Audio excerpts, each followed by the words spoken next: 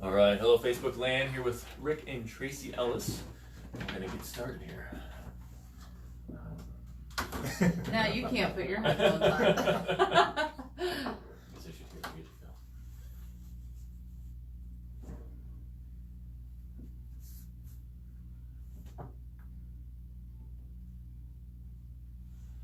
Hello, this is Matt Barbie with Time for Success, Business Owner Dad's Edition. This is the show where we dig into what does success mean to you and in your life and in your business, for your family, and how do you go about achieving it? And what are some of the roadblocks and how do you push through those things? And this is Matt Barbie again, your host. And my passion is helping business owners create businesses that give them the lives that they've always dreamed of. And that's really the passion behind this show. But this week, we've got some people who are no strangers to radio, Rick and Tracy Ellis. And we're gonna have Rick go first, and then Tracy will be on Business Owner Moms, but she'll probably chime in as well. She will. I mean, She definitely will. We'll play it, dynamically. What are you saying, Rick? Thanks for having us, Matt. Oh, thanks for being on the show. I really appreciate it. It's an honor to have you guys here. I mean, you guys have a show on 97.1, as well as was it 590? 590 The Fan. Yep. The fan, yeah. So again, no strangers to radio, but please tell the audience a little bit more about who you guys are and what you do. Well, I'm Rick, and this is obviously Tracy, and we're Rick and Tracy Ellis Real Estate Team. We're real estate professionals with eXp Realty here in St. Louis and St. Charles County areas. So we've been in real estate for 20 years now, and me and Tracy have been a team in life for 32 years. Wow. So we've been partners in life for 32 years. Met her when I was much younger. She was much younger, and I was like 5. Yeah, almost. Yeah. Back then, I had an IT career, so my passion in my early days was IT career. Yeah. So I had a lot of opportunities and careers in IT. I worked at McDonnell Douglas, and I worked at Community Federal, Ralston Purina, Electronic Data Systems, and Enterprise Rent-A-Car too. So Really? So I had an extensive IT career. So that gave me a lot of my technical background ability that would later come to play in the real estate business that we have. Wow. So technology to real estate. Yes. All right. What was that journey like? Well, the technology part, it was always a passion of mine when I was a kid. And so, I went to school, went to college for that, took college classes, and went into the IT profession. So, but whenever I got to the point where, Tracy was doing real estate before I was. We were both licensed in 2000.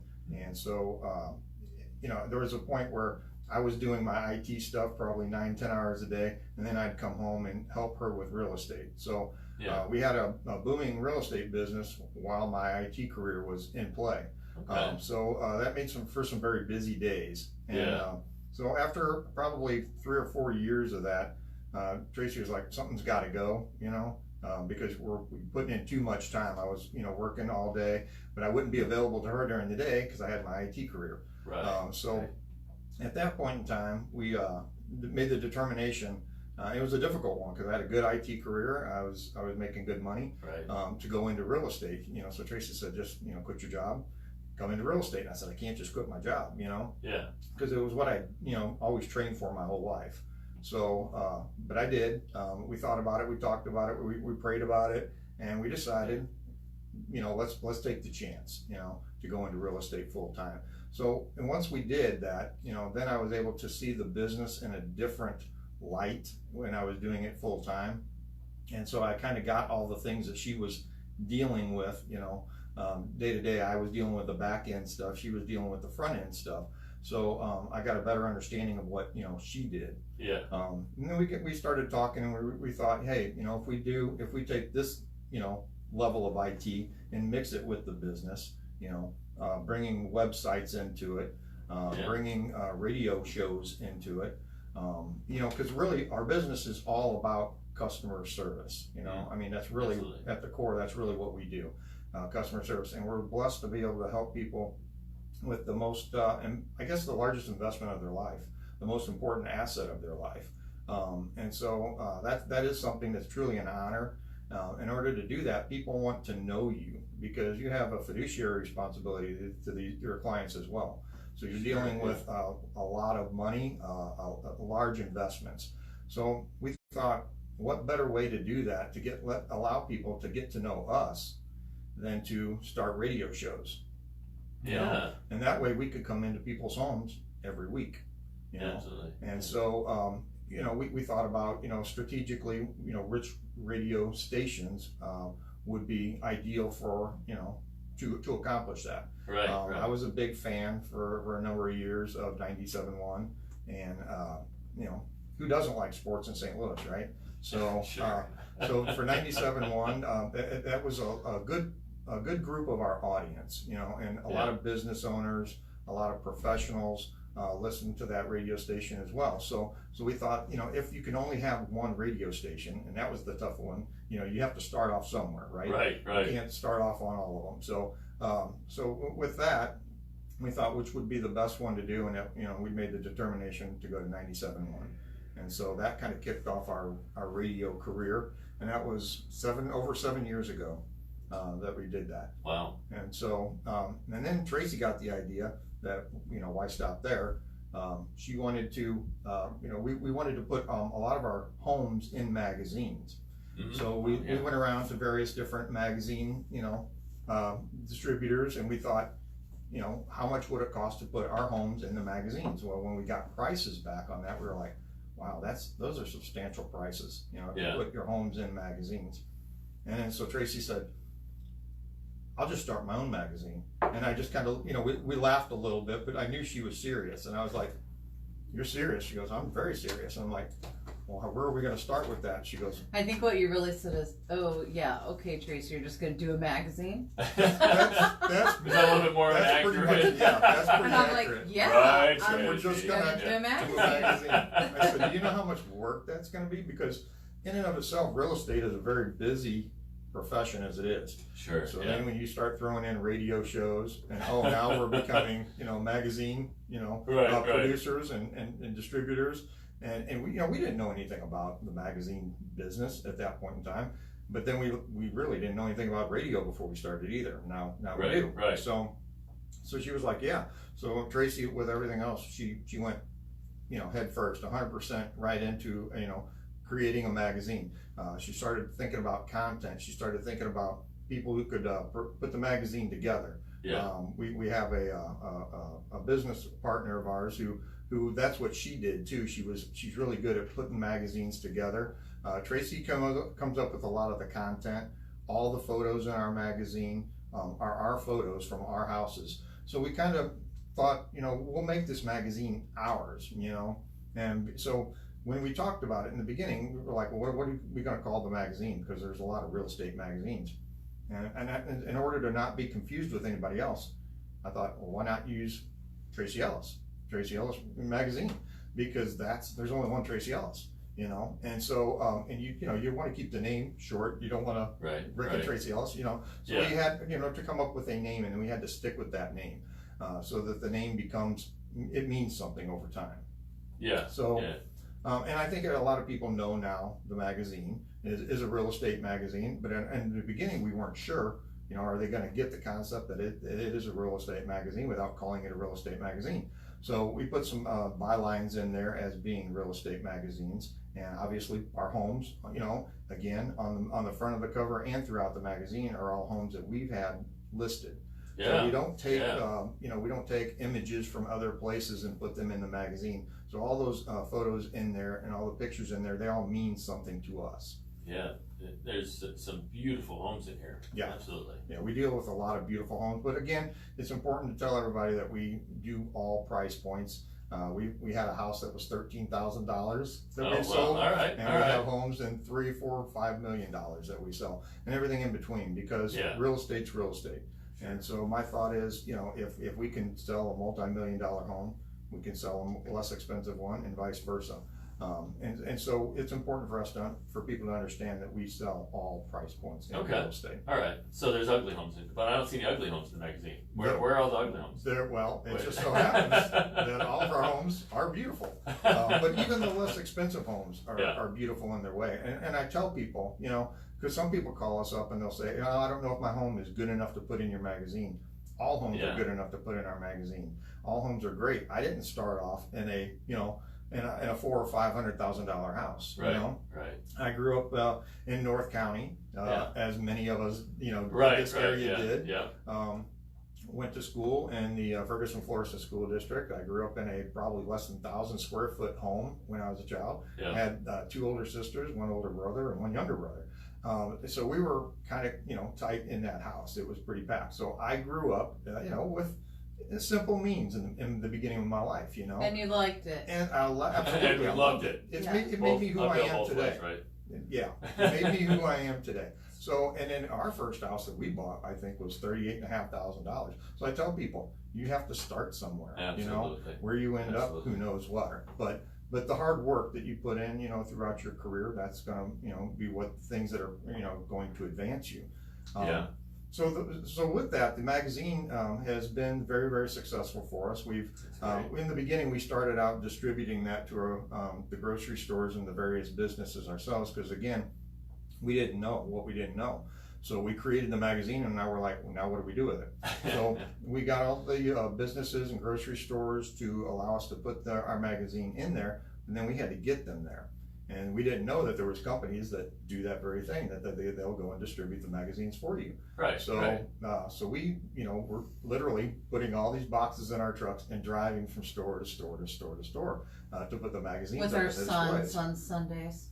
So, so it was very busy, but that's really who we are. We work very hard, and then over time you start finding ways to improve your business, and what you do becomes simpler at that point. You find little tricks that are out there that probably many people know, but we didn't know. So we contracted that work out to delivery drivers, and they do that work for us and take it to the grocery stores and keep the racks stocked for us. So between the real estate, the radio, and the magazine, we did some beautiful websites. We have beautiful websites as well, and that's important. And again, so for us, and then we incorporated later on, we incorporated billboards into our business.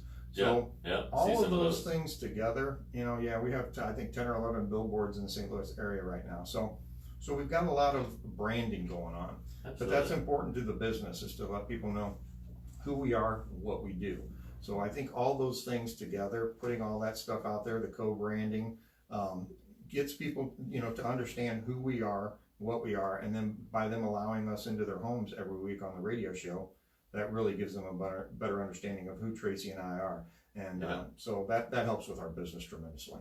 That's fantastic. So that's a huge backdrop with all these things that have been going on. I mean, you jump from the IT career into real estate.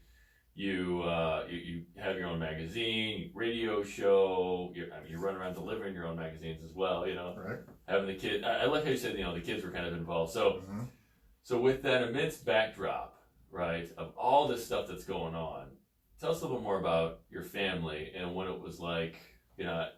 Trying to kind of start this business together and get it launched, and trying to still play. Dad. Yeah, well, that's really what it's all about, right? I mean, that's why we do what we do, is for our families.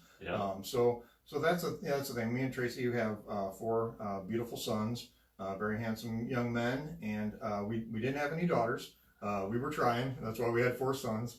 But so we were successful in our family life, and our kids are various ages from almost 29 to 15 years old. He's almost 16. So our sons are in that age group there. So obviously one of our sons has moved to California, and so he's no longer at home, but the other ones are at home and still going to school. My youngest is playing football. But that's the family is why we do what we do. So we decided to work together. We had to work together because in my professional IT business, I was the boss. I was a manager, you know. Yeah. So I had a big group of people working for me. Well, in Tracy's, real estate career, when she started that, she's, you're self-employed. Right. So you're the boss. You're the boss as well, so right? When you got two bosses coming together and at the same time we're married, so you've got that dynamic that, of what a marriage is, the husband and the wife team. And so there was a little bit of, in the beginning, trying to figure out who was going to do what, in the beginning, because she was very set in what she was doing and how she did it. And I had ideas that I was bringing to the table, on what I thought we should do. Be careful. So, but I had to keep in mind that she was the one that was doing the real estate full time at that point. Right. So, but I had ideas, so then we had to determine, what our lanes were, and then stay in your lane. What is it, because everybody can't do everything great, to me, with listings, listing presentations, client interfacing, things like that, there's nobody better than Tracy. Tracy does that part better than anybody.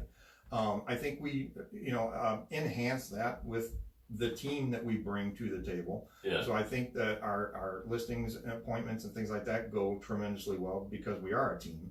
And then I handle a lot of the technical aspect, a lot of the documentation, a lot of the paperwork, making sure everything's done right, making sure photos are added to websites, content, things like that. So you kind of got to determine what your lanes are and stay in your lanes. But it's okay to swerve out of your lane, because you're going to do that in your married life. So for us, the business is an extension of our married life, because we obviously live with each other and we work with each other every day.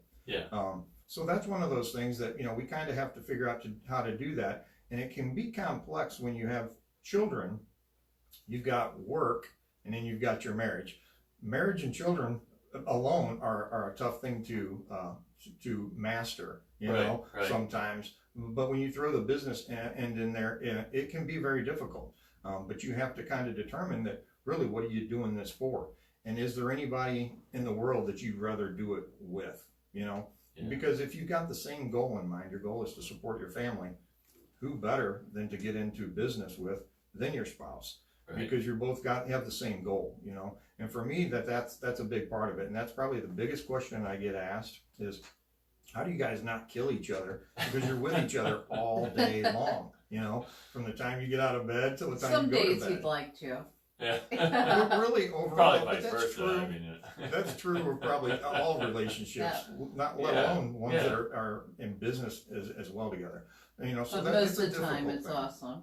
Yeah, I agree. But again, I think it's a lot of that is because, obviously, beside the fact that we love each other, we've been together for 32 years, we're in business for the same purpose, And so the beautiful thing about that, how I think it works best for us, is that somebody's always on, So if it's like, if one of the kids have to go to the dentist, it's not a thing where one of us has to leave the office, like if we worked at a company, where you got to get an approval from your boss to go do that, and then this person feels like, well, I have to ask my boss all the time, and you never do, and we don't have that. We're self-employed. So it's a situation where if somebody goes to the dentist or the doctor, or they want to go somewhere else, one of us takes them, and the other one stays working, and so somebody's always on, and that's my point, and for me, we work from 6 a.m, and there's times when we're working, 1 o'clock, 2 o'clock in the morning sometimes. Oh, sure. We work a lot of hours.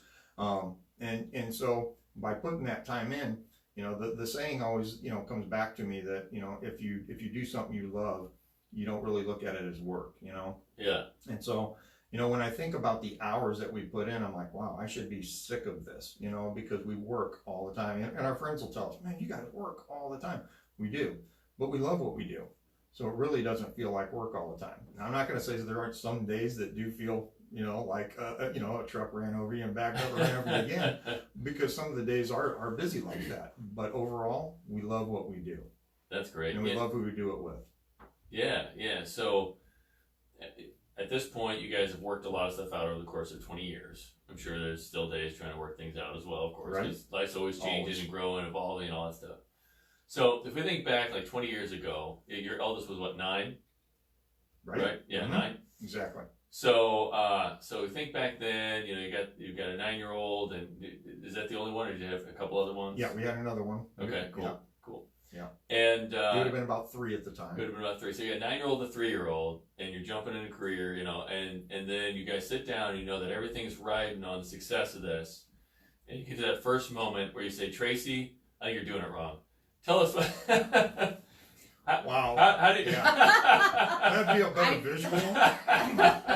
Yeah, because there have been those times, you know, and vice versa, you know, and then, you know, so, but we have to stop and think, you know, about what the person's saying and not internalize it, because you have to kind of put your business hat on, right? You know, try to take your marriage hat off, you know, and think about it as a business. You know, what is she trying to say? You know, what am I trying to say? Right. And say it in that way, because you don't want to bring into a business conversation, you don't want to bring an argument from your personal life into that, because it's easy to do, you know, but you have to keep those business and personal situations separate, because they are different. Right. You know? And you don't want to commingle those. Right. Absolutely.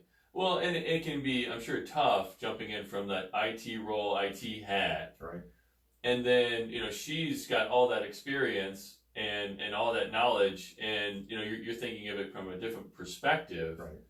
And so, so you have to work through that together, right? Yes. I mean, because each person's got their own perspective. And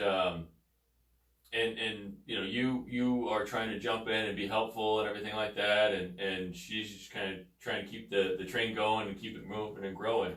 So, I mean, it's always an interesting, you know, dynamic. Absolutely. Yes. Absolutely. So how would you say, like, to work through that? Because I'm sure, like, you probably said, oh, you're doing it wrong, and you ended up realizing, no, you were wrong about it. I've matured in that process over the years. In the beginning, I didn't handle it probably quite so well. I would be vocal back. You know? Or silent. Yeah, or completely silent, you know, in order to kind of just like internalize it, keep myself sane. But I think now a lot of times I'll say my point, you know, I'll tell her my opinion, my point, do it in a calm, rational manner, and then walk away and let it sit. Yeah. And you know, at the end of the day, if it's her thing that she's doing, she's always done it the right way, you know, and she'd be doing it the right way if I wasn't involved in the business. So I have to let her do what it is that she does.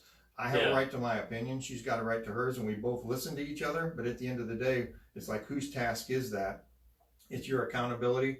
Then you do it your way, because you really have to do it the way that that you want to do it. So that's the way I think I've matured to that point where I kind of I don't worry about it. I know it'll work itself out, and then I'll be there to help out any way I can.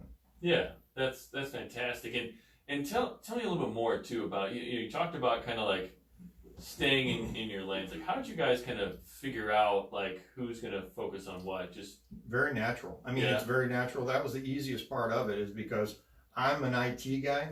So all the technical stuff and computer stuff and documents and forms, and because I'm very detail oriented. Yeah. That naturally goes to me, because that's who I am. I'm tech illiterate, so it made it pretty easy to figure it out. There you go. To log on to a computer for in the beginning was difficult. Yeah. So I mean, definitely. And her strong areas, I couldn't go and be. I mean, let's face it, she is the face of our company, really. You know, and so I couldn't go and do these presentations the way that she does them. Yeah. You know, by myself. So she's absolutely better at that point and client interfacing than I am, because I'm the typical IT guy, you know. So we both have our strong lanes, and we stay in those, and we know what those are, and they're natural. So it's not like we had to determine, oh, I'm going to do this. It's just, you know, work dictated how it was going to be, and that's how it ended up being. Yeah, yeah. Well, so whenever you first dove into this again, and you were trying to figure out how to balance the crazy schedules of being real estate agents, which, I mean, you guys are working late hours and all that kind of stuff.